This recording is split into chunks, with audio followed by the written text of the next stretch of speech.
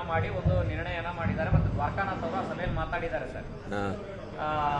ಏನು ಧರ್ಮಸ್ಥಳದ ಹುಂಡಿಯ ಬರುವಂತ ಹಣ ಇದೆ ಅದಕ್ಕೆ ಲೆಕ್ಕ ಕೊಡಬೇಕು, ಲೆಕ್ಕ ಕೇಳಬೇಕು ಅಂತ ನೋಡಿ. ಧರ್ಮಸ್ಥಳ ಸುಮಾರು ಹಳೆಯ ಇವತ್ತಿನದಲ್ಲ, ಅದು ಸುಮಾರು 800 ವರ್ಷಗಳ ಹಿಂದಿನಿಂದ ಬಂದಿರುವಂಥ ಒಂದು ಕ್ಷೇತ್ರ. ಧಾರ್ಮಿಕ ಕ್ಷೇತ್ರವನ್ನು ಯಾರು ಅದನ್ನು ಅಭಿವೃದ್ಧಿ ಪಡಿಸಿಕೊಂಡು ಬಂದಿದ್ದಾರೆ ಅವರ ಒಂದು ಸ್ವಂತ ಇದರಲ್ಲಿ ಇವತ್ತು ಕಾರ್ಯಕ್ರಮವನ್ನು ಮಾಡ್ಕೊಂಡು ಬಂದಿದ್ದಾರೆ.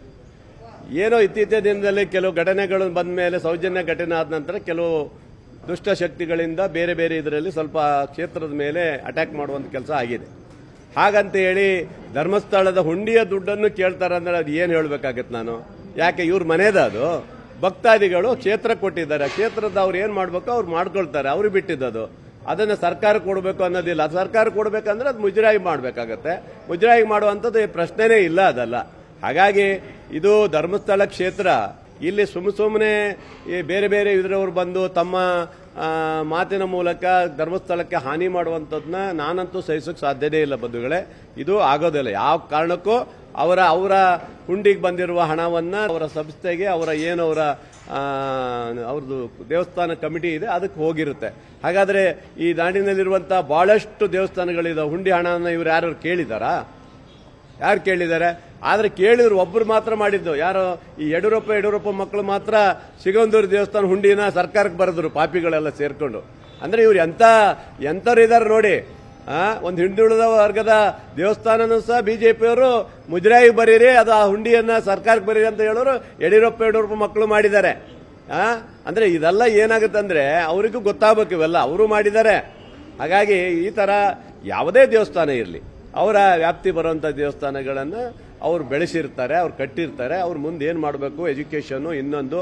ಇವತ್ತು ಧರ್ಮಸ್ಥಳದ ಬೇಕಾದಷ್ಟು ವಿದ್ಯಾಕ್ಷೇತ್ರಗಳನ್ನು ಮಾಡಿದ್ದಾರೆ, ಗ್ರಾಮೀಣ ಅಭಿವೃದ್ಧಿ ಅಂತ ಮಾಡಿ ಇಡೀ ರಾಜ್ಯದಲ್ಲಿ ಇವತ್ತು ಹೊಸ ಕ್ರಾಂತಿ ಮಾಡಿದ್ದಾರೆ. ಇವೆಲ್ಲ ಅವರು ನಡೆಸುವಂತ ಕಾರ್ಯಕ್ಕೆ ಅಡ್ಡಿ ಹಾಕುವಂತ ಪ್ರಶ್ನೆ ಬರೋದಿಲ್ಲ.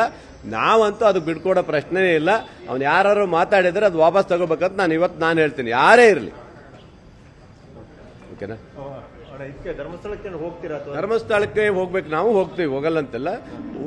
ಸ್ವಲ್ಪ ಮಳೆ ಜಾಸ್ತಿ ಆಗಿದೆ, ಕಮ್ಮಿ ಆದ್ಮೇಲೆ ನಾವು ಸಹ ಧರ್ಮಸ್ಥಳಕ್ಕೆ ಹೋಗಿ ನಾವು ನಿಮ್ಮ ಜೊತೆಗಿದ್ದೀವಿ ಅಂತ ಹೇಳಿ ಅವ್ರಿಗೆ ಧೈರ್ಯ ಕೊಡುವಂತ ಕೆಲಸ ನಾವು ಮಾಡ್ತೀವಿ. ನನ್ನ ವೈಯಕ್ತಿಕವಾಗಿ ಹೋಗ್ತೇನೆ. ನನ್ನ ವೈಯಕ್ತಿಕವಾಗಿ ನಾನೊಬ್ಬ ಧರ್ಮಸ್ಥಳದ ಭಕ್ತಾದಿಯಾಗಿ ನಾ ಹೋಗಲಿಕ್ಕೆ ಏನು ಅಭ್ಯಂತರ ಇಲ್ಲ. ನಾನು ಯಾವತ್ತೂ ಧರ್ಮಸ್ಥಳಕ್ಕೆ ವರ್ಷಕ್ಕೆ 2 ಸರಿ ಹೋಗ್ತೀವಿ. ಅದರಲ್ಲಿ ಈ ಸರಿ ಒಂದ್ಸರಿ ವಿಶೇಷವಾಗಿ ಹೋಗೋಣ ಅಂತ ಇದ್ದೀವಿ ಅಷ್ಟೇ. ಅವೆಲ್ಲ ನೋಡಿ ಅವೆಲ್ಲ ಡ್ರಾಮಾ. ಅವೆಲ್ಲ ಸುಮ್ಮನೆ ರಾಜಕೀಯ ಬಿಂಬಿಸೋಕ್ಕೋಸ್ಕರ, ತಮ್ಮ ಒಂದು ರಾಜಕೀಯ ಚಟುವಟಿಕೆಗೋಸ್ಕರ ಇವೆಲ್ಲವನ್ನ ಮಾಡುವಂತ ಕೆಲಸ ಬಿಜೆಪಿಯವರು ಮಾಡ್ತಾರೆ. ಇದು ಬೇಕಿತ್ತಾ? ಇವೆಲ್ಲ ಯಾಕೆ ಮಾಡಬೇಕು? ಈಗ SIT ಸ್ವಾಗತ ಮಾಡಿದಿರಿ ಅಲ್ವಾ? ಎಲ್ಲವನ್ನೂ ಮಾಡಿ ಈಗ SIT ಇಂದ ಸ್ವಾಗತ ಮಾಡಿದೀವಿ ಅಂತ ಹೇಳಿದ ಮೇಲೆ ಇವ್ರದ್ದೇನು ಕತೆ ಏನು? ಯಾರೋ ದುಷ್ಟಶಕ್ತಿಗಳು ಮಾಡಿದ್ನ ನಮ್ಮ ಸರ್ಕಾರ ಮೇಲೆ ಹಾಕ್ಲಿಕ್ಕೆ ಇವ್ರಿಗೆ ಯೋಗ್ಯತೆನೇ ಇಲ್ಲ. ಇವರಿಗೆ ಯಾವ್ದು ಯೋಗ್ಯತೆ ಇಲ್ಲ. ಅದೇ ಹೇಳಿದ್ನಲ್ಲ, ಯಡಿಯೂರಪ್ಪನವ್ರ ಮಕ್ಕಳು ಸಿಗಂದೂರು ದೇವಸ್ಥಾನಕ್ಕೆ ಹೋಗಿ ಹುಂಡಿಯನ್ನ ಇವತ್ತು ಮುಜರಾಯಿ ಮಾಡಕ್ ಹೋಗಿದ್ರಲ್ಲ, ಅದಕ್ಕೆ ಅವತ್ತು ಯಾರು ಕೇಳಲಿಲ್ಲ ಇವರಿಗೆಲ್ಲ. ಹಾಗೆ ಇವೆಲ್ಲ ಯಾವುದೇ ಕ್ಷೇತ್ರ ಇರಲಿ, ಯಾವುದೇ ಒಂದು ದೇವಸ್ಥಾನಕ್ಕೆ ಯಾವುದೇ ಸರ್ಕಾರ ಕೈ ಹಾಕಬಾರ್ದು ಅಂತ ಹೇಳ್ತಾ ಇದ್ದೇನೆ. Thank you. ನೋಡ್ರಿ, ಇವ್ರದ್ದು ಇದೆ ಸ್ವಾಮಿ. ಹರ್ಷನ್ ಕೊಲೆ ಕೇಸಿಂದ ಶುರು ಮಾಡಿದ್ರು, ಪ್ರವೀಣ್ ಹತ್ಯೆ ಕೇಸಿಂದ ಶುರು ಮಾಡಿದ್ರು, ಹಿಂದುತ್ವ ಅಜೆಂಡಾ ಹಿಡ್ಕೊಂಡ್ರು.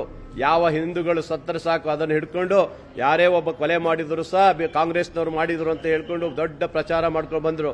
ನೀವು ಎಲ್ಲಿ ಬಂದ್ರಿ? 66 ಸೀಟಿ ಬಂದ್ರಿ ನೀವು. ಅಂದ್ರೆ ಇದೆಲ್ಲ ಎಷ್ಟು ದಿನ ನಡೀತದೆ ನಿಮ್ಮ? ಇವ್ಯಾವುದೂ ನಡೆಯೋದಿಲ್ಲ. ಸುಮ್ಮನೆ ಗೊಂದಲ ಸೃಷ್ಟಿ ಮಾಡೋದನ್ನ ಬಿಡಿ, ಗೊತ್ತಾಯ್ತಾ? ಇವ್ರಿಗೆ ಏನಾಗಿದೆ, ಏನಾದ್ರು ಪ್ಲಾನ್ ಮಾಡಿ ಮತ್ತೊಂದ್ಸರಿ ಹಿಂದುತ್ವವನ್ನು ಬೆಳೆಸ್ಕೊಂಡು ರಾಜ್ಯದಲ್ಲಿ ಹೋಗ್ಬೇಕಂತ ನೀವು ಇವರಿಗೆಲ್ಲ ಪ್ಲಾನ್ ಮಾಡಿದ್ರೆ. ಯಾಕಂದ್ರೆ ನಿಮ್ಗೆ ಗೊತ್ತಲ್ಲ, ದೇವಸ್ಥಾನಗಳು ಧರ್ಮ ಇಟ್ಕೊಂಡ್ರೆ ಸಾಕು ಇವರಿಗೆ, ಅದೇ ದೊಡ್ಡ ಅಜೆಂಡಾ ಇವರಿಗೆಲ್ಲ. ಅದೆಲ್ಲವನ್ನ ಬಿಡಬೇಕು. ಅದೇ ಹೇಳ್ದಲ್ಲ, ಇವತ್ತು ಕಲ್ಗಟ್ಟು ಪ್ರಭಾಕರ್ ಭಟ್ರು ಯಾರು ಇದಾರಲ್ಲ, ಅವ್ರು ಯಾರು ಚರ್ಚೆನೇ ಮಾಡ್ತಾ ಇಲ್ಲ ಇದ್ರ ಬಗ್ಗೆ. ಧರ್ಮಸ್ಥಳ ಬಗ್ಗೆ ಹಿಂದೂವಾದಿಗಳು ಕೆಲವರು ಯಾರು RSS ಅವರು ಯಾರು ಇದ್ರ ಬಗ್ಗೆ ಚರ್ಚೆ ಮಾಡ್ತಾ ಇಲ್ಲ.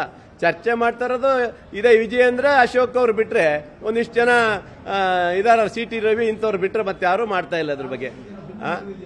ಇರ್ಬೋದು ಅವ್ರಿಗೇನೋ ಭಿನ್ನ ನಿಲುವು ಇರ್ಬೋದು, ಇವ್ರಿಗೆ ಯಾರು ಸಪೋರ್ಟ್ ಏನು ಅವ್ರು ಮಾಡಲಿಲ್ಲ. ಹಾಗಾಗಿ ಯಾವುದು ಪ್ರಶ್ನೆ ಬರೋದಲ್ಲ.